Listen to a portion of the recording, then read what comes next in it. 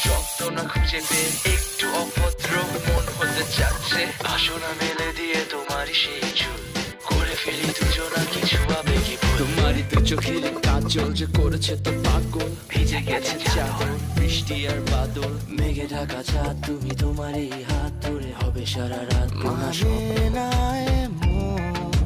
শুধু অকারণ ছেড়ে যেতে